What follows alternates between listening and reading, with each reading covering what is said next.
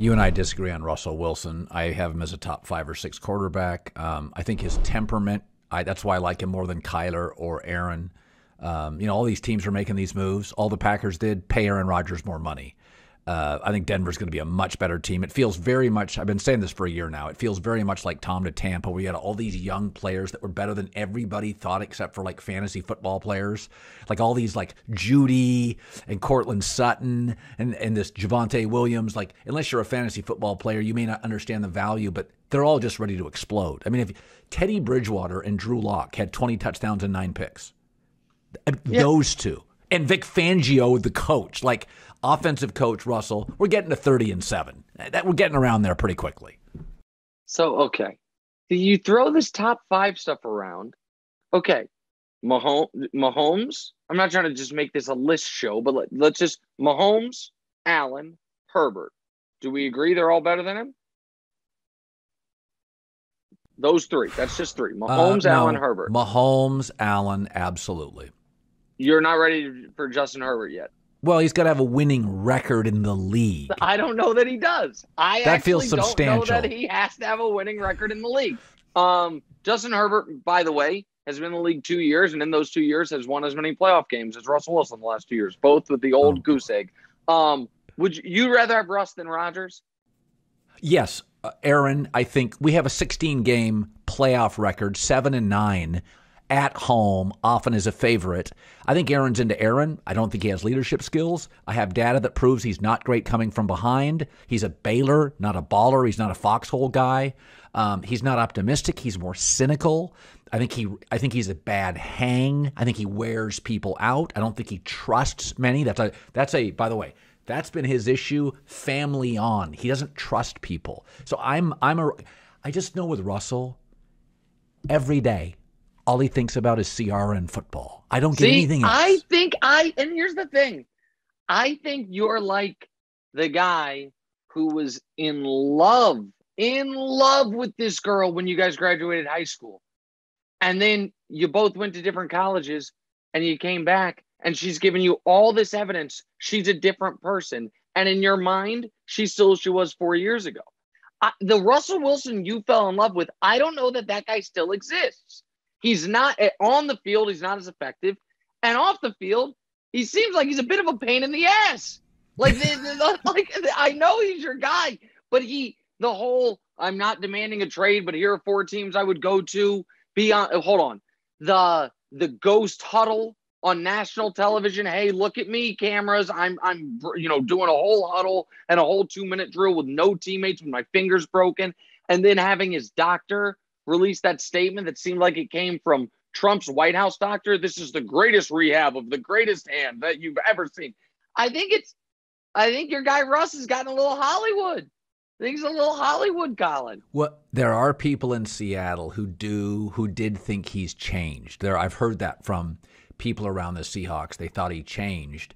And my takeaway is we all change. He married one of the most beautiful people on the planet. He's got a Super Bowl. He's got $100 million net worth. We all change.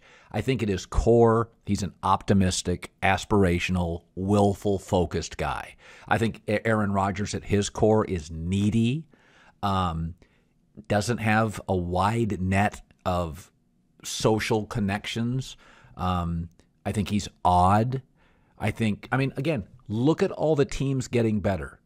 The Packers just paid Aaron Rodgers more money. No, listen, that part I agree with you on. I think the whole Rodgers fiasco is mortifying for him. I know he ended up making a ton of money, but I think it's an insane – what happened there I think is insane.